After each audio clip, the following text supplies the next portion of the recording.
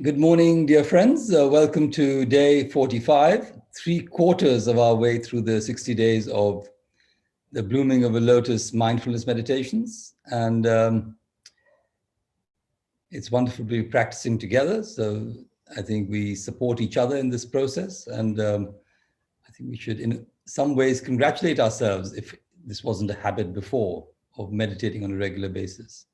So today will be an opportunity to ask questions and hopefully get appropriate answers. And also we'll start again with the three sounds of the bell, morning chant, and a little bit of shamatha practice before we get into the questions and answers.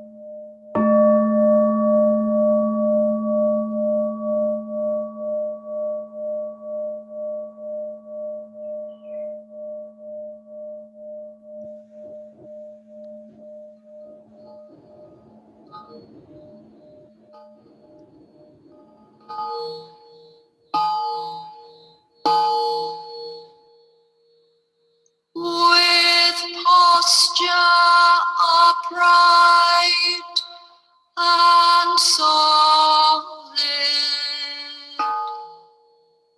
we are seated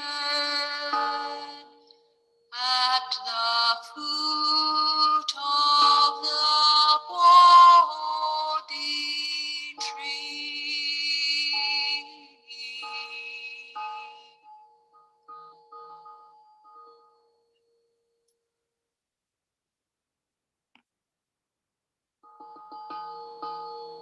Body, speech, and mind are one.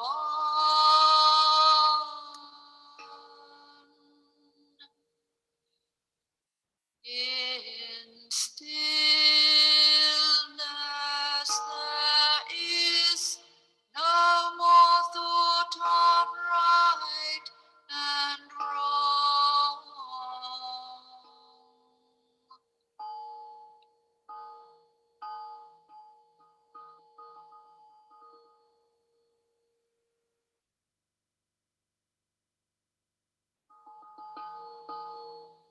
Our mind and body dwell in perfect mindfulness.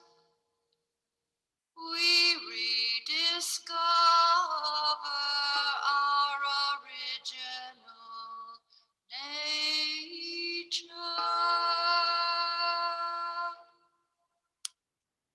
Leaving the shore of illusion behind.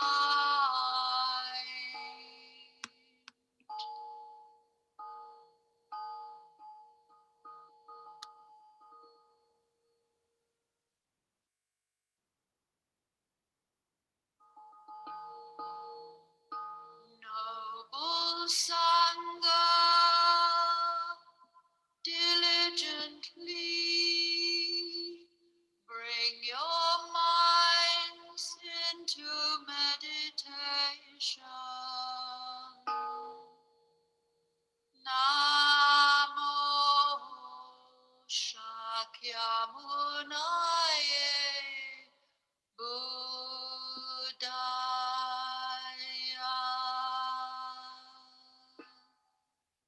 Namo Shakyamunaya Buddhaya.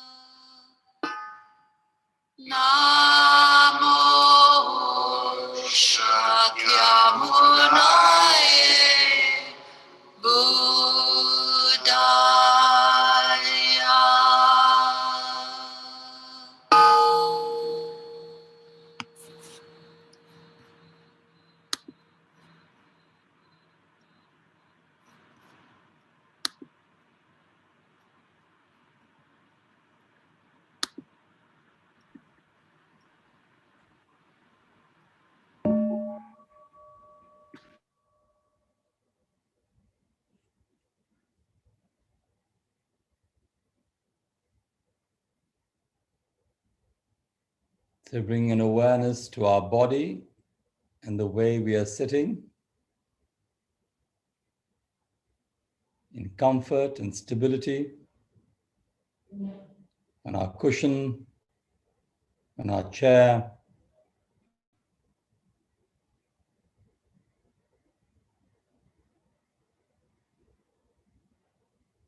And straightening our body, feeling the upright nature of our back with the help of the spine, vertebrae by vertebrae up the back, into the neck, into the head.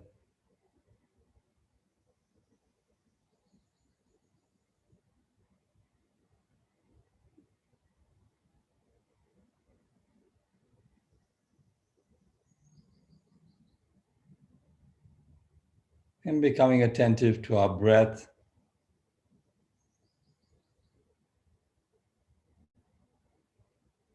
the breath entering our nostrils,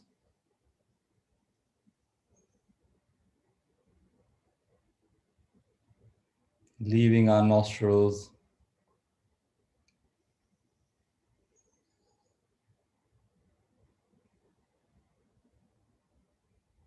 expanding and contracting the chest,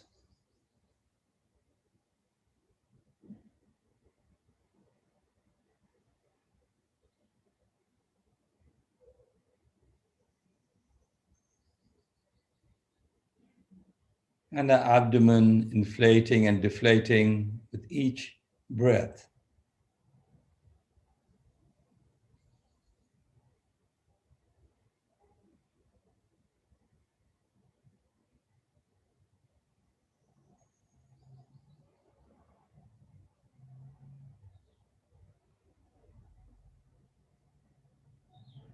And maintaining our tension in the abdomen,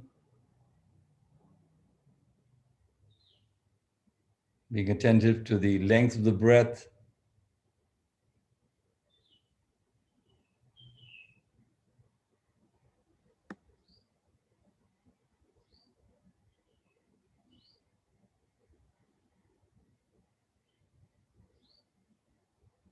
just noticing, watching, whether it's a long breath or a short breath, not trying to control it.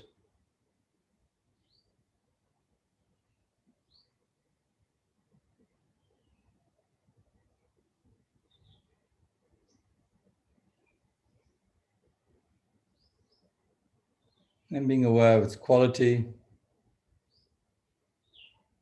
deep or shallow, coarse or smooth, heavy or light.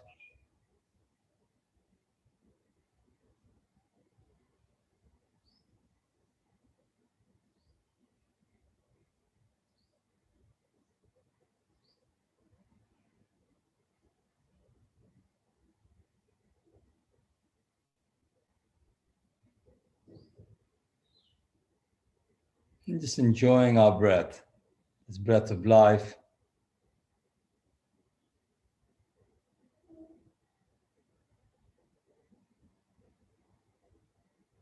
The center of our own gravity.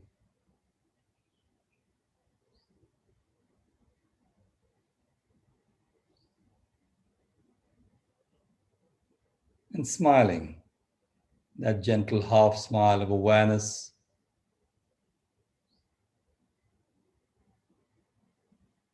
That we have a body, we have breath, and we have friends to practice together with.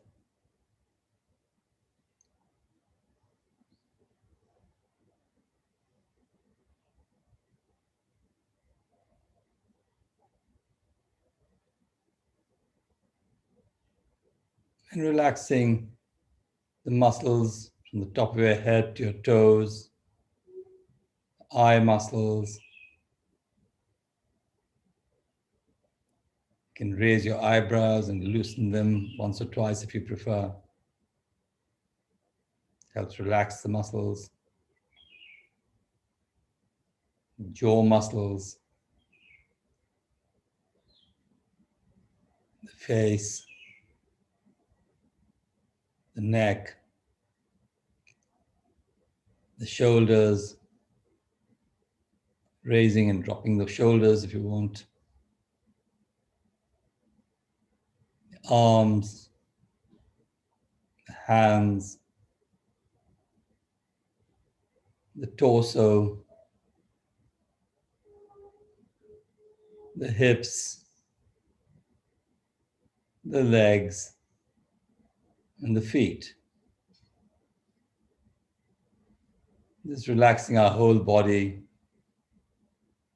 feeling a sense of calm and ease as we breathe in and as we breathe out.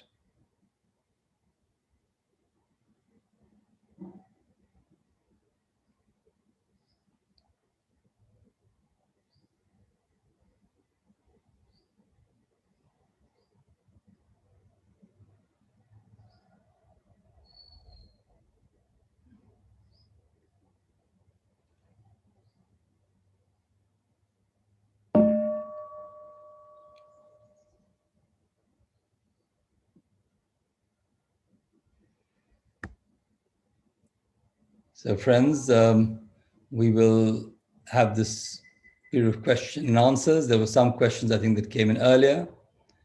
I think Geetu's kindly agreed to read them out.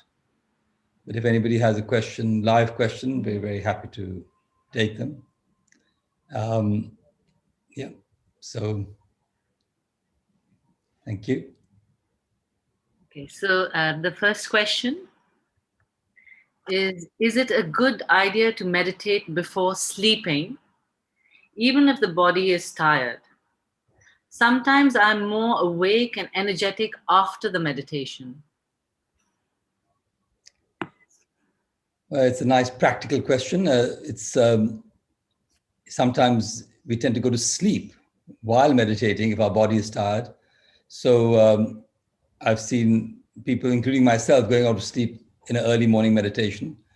But when you're at night, if you're going to feel energized by it, do a meditation that's going to be calming. Don't do a meditation that's going to be activating your neurons too much. So these shamatha practices of calming, using the breath, maybe doing a body scan, deep relaxation, those are wonderful practices because actually your whole metabolism slows down and then sleep comes easier. In fact, sometimes it's interesting, we use the same meditation practices for being awake, which is the important part of meditation, and also helping ourselves to sleep. We lie down in bed, of course, when we are trying to sleep, but use this body scan practice as a calming and as a way of really becoming aware of each part of the body, but in a very gentle way, not trying to be how do you say, uh, over obsessed by watching it, but just being aware of it and just calmly using your breath. The other thing is, of course, putting your hands on your abdomen and just feeling the rise and fall of the abdomen. And that has a wonderful effect of just calming your body and your mind to sleep. So it's interesting that you sometimes use the same practice to go to sleep as you do to be awake in terms of meditation. But I think using it in the morning, sitting up, that's why we always recommend sitting up when we practice a meditation, when we do shamatha practice. And when you lie down and you want to sleep, it's much more helpful to sleep then. So try it, just try the deep relaxation, try the calm breathing practice. And yeah, I would say even counting of the breath in a very gentle way, just let it go. It's like people talk about counting sheep. You do it with your breath. Thank you.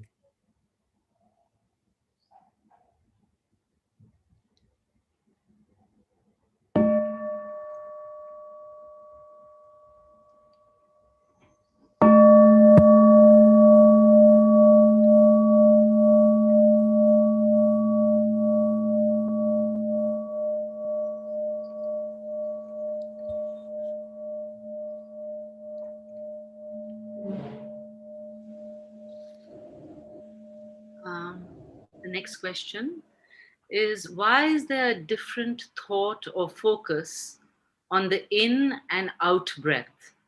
For example, in breath years, out breath sound of crying.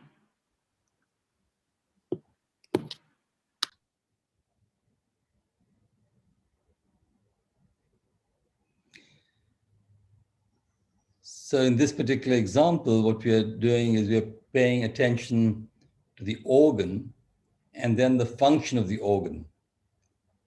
So that different aspects of our body, which have different functions. So you get a deeper sense of the organ and its functionality together. If you just do the ear, then it becomes a little more static. But if you look at the ear and the sound that comes with the as a function of the ear, then you get a much greater feeling and a greater experience of that organ. So you do both. You don't just keep to one, just say, okay, the ear in this case. So it's important to experience it more fully. And that's why. Thank you.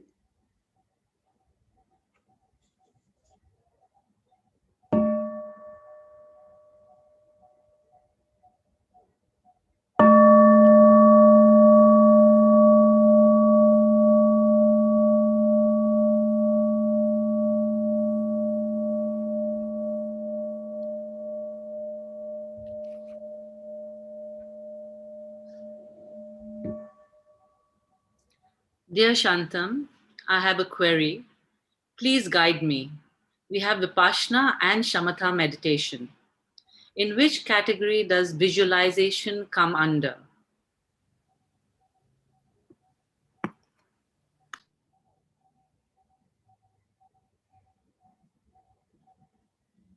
Yeah, it depends a little bit on what visualization you're doing.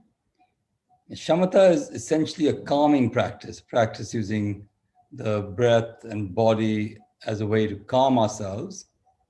And shamatha and vipassana is about looking deeply. It's a insight practice. So you're looking more deeply at something. So most of our visualizations we're doing are looking deeply. The reason we do visualizations or guided practices is because it helps us to get to a place which is more tricky to do just as a gradual practice. So we can come to the same experience of, say, for example, looking at a painful feeling or looking at the function of the ear, for example.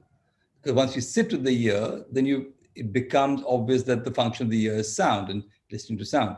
But when we do it as a guided practice, we are actually using that as a way of going more deeply. So I would say that the guided practices or the visualizations are based more on Vipassana, if you want to categorize them like that. In each case, we have to keep calming our mind wherever we are in practice. So when even if you're doing something which is a strong practice. Like for the next few days, we'll be doing practices on death, on visualizing our own death or the death of our loved ones. These are very strong visualization practices. And we need a calm mind for that. And so in the midst of these visualizations, we have to be also attentive to our state of mind and our calmness. So these things are not sort of, as it were, exclusive domains of being shamatha and vipassana, but they interplay all the time. And when we are doing shamatha practice sometimes, just the basic calming practice, we find that we get an insight, a deep insight suddenly, which arises. And that is the vipassana aspect which you experience in the middle of shamatha. So this is happens all the time. We're just sitting, offering our breathing, and suddenly we get a deep, it's like one of those deep dives, boop, and you have some sort of realization of whatever it could be, whether it could be, like when we do the elements, it's a visualization of doing the elements within my body, the elements outside of my body. But that doesn't have to be done only as a visualization. It is real. So sometimes we suddenly are sitting and we realize the tree and we are breathing together. There's no separation. So that's a sort of vipassana moment in the middle of a shamatha practice. So I wouldn't divide them like that. There has been a confusion in India, particularly because Goenkaji used the word vipassana as a type of, he took the word vipassana, which basically means insight or deep looking, and called the body scan practice, which he offered, as vipassana practice. That is only one aspect of vipassana practice, the body scanning. We look at the mind, the feelings, these are all vipassana practices. It's not just the sensations of the body.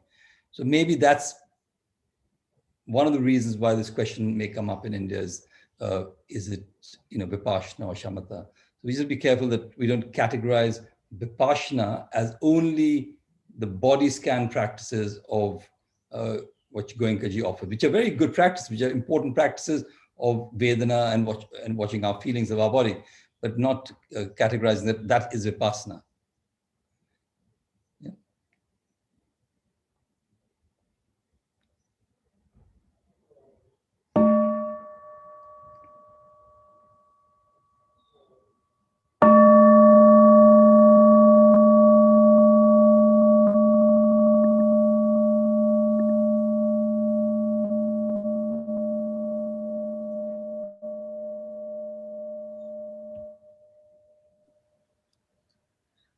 There's a question on YouTube.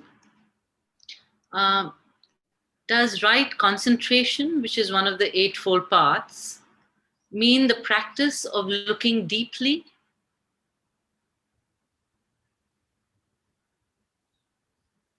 So right concentration is taking a particular object and putting 100% focus onto that. So it's a single pointed concentration that we normally do. That is normally what we look at as right concentration. In that process of focusing on one thing, we, by the very nature of the practice, we look deeply, because that object starts revealing itself. That could be an external object, some sort of formation, like could be anything. It could be a glass, and then you start looking more deeply, or it could be an emotion or a feeling, and that also is a concentration or part of our body. So, for example, if you look at, like we were saying, say, looking at our breath, we can concentrate on our breath.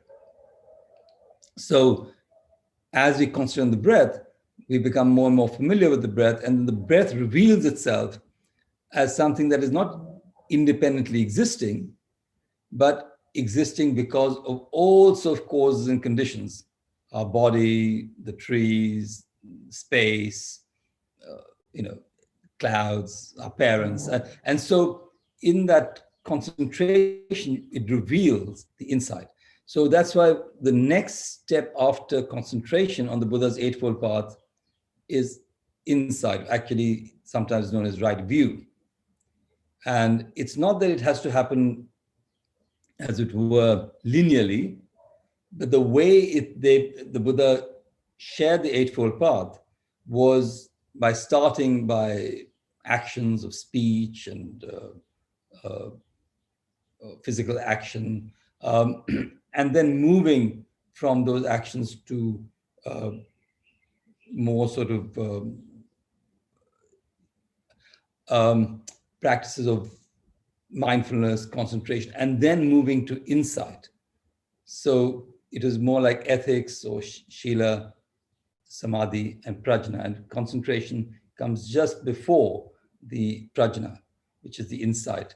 And there in insight, we often think of the right view and the right thinking.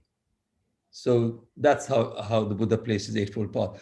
But again, none of these things are independently of each other. In the concentration is the insight. We have to be very careful that we don't try and categorize things. The Buddha is very good at categorizing. It's a pedagogical approach to help us, but not to say that this comes before this or after this because of this. It's our own experience. So as we use concentration, take any object and then keep bringing your mind back to that one object. And slowly this object will reveal itself. So it's the same with the glass. As we look at the glass, we start looking more and more deeply at the cup, and we start, realizing that it's coming from a gift of the universe, from the sand, the person who made it, the person who gifted you the cup, etc. And so the realization, the insight is always interbeing, interconnectedness, non-self. That's an important insight that we get through concentration. I hope these questions are helpful. You can always have a response. Unfortunately, this seems like a one-way traffic, but if there's a response or if it's not helpful, please say so.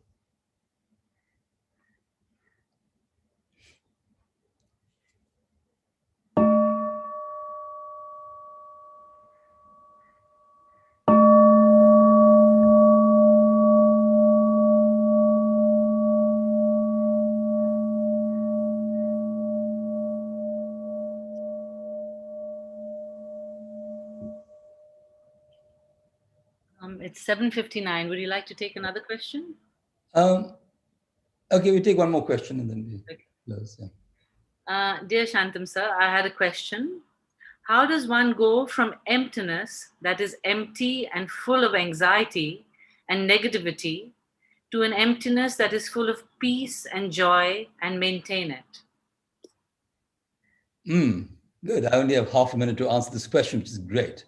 Just about the emptiness in this case, or in all cases, not emptiness of a sort of like a void. Emptiness is very much about empty of an independently existing entity. This has to be understood very much in the Buddhist context. The Buddha is always talking about the anatma, and emptiness is that. It is saying that there's nothing that exists independently. It's empty of an independent existence. And therefore, whether it's joy or whether it's, I don't know what word you use, feelings of despair or joy, they interrelate. One is because of the other. So it's not that you can say I'm empty of a negative feeling and therefore I have to develop a more positive feeling. They are like the compost. In fact, this blooming of a lotus, which we are calling this series of meditations, is very much a good analogy, where we looked at the kichar, the mud, has to be transformed into the compost.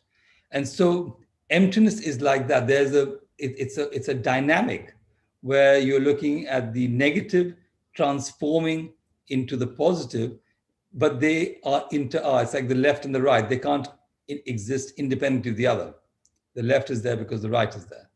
So, it's like often this is the right and this is the left.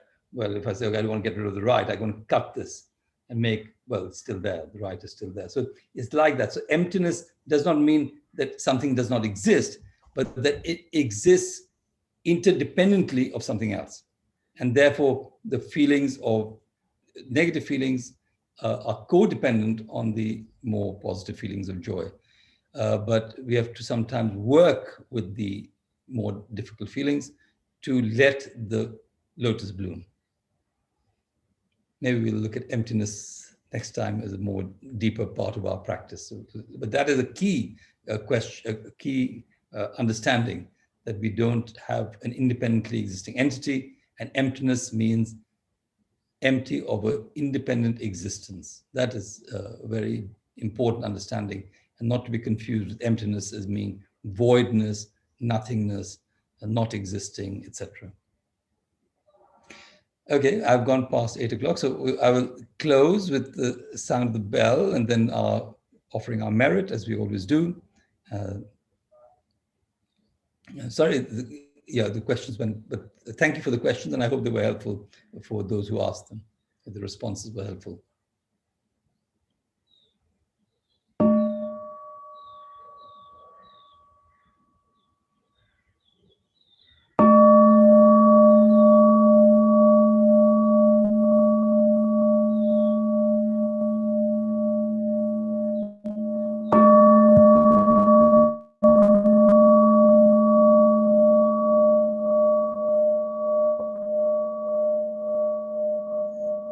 Practicing the way of awareness gives rise to benefits without limits. We vow to share the fruits with all beings. We vow to offer tribute to parents, teachers, friends, and numerous beings who give guidance and support along the path.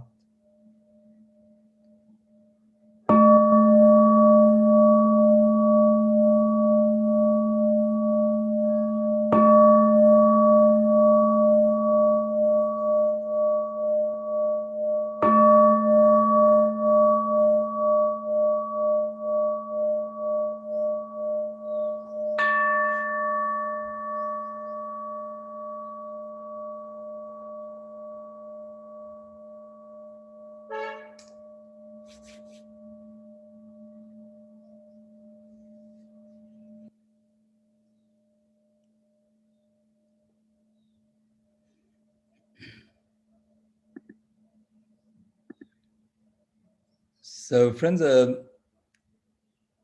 thank you. If there are other questions, we can always send them or bring them up, and then we can respond to them. Questions around practice and questions around this time we've been practicing with the COVID increasing. How do we cope with these things? And those sort of, real questions that we are having to face day in day, daily. But I do hope these practices are relevant, and they help us in not just calming, but also in understanding ourselves and, living a more aware life, awake life, so, and a happy life. So see you tomorrow. Next time, soon. Thank you.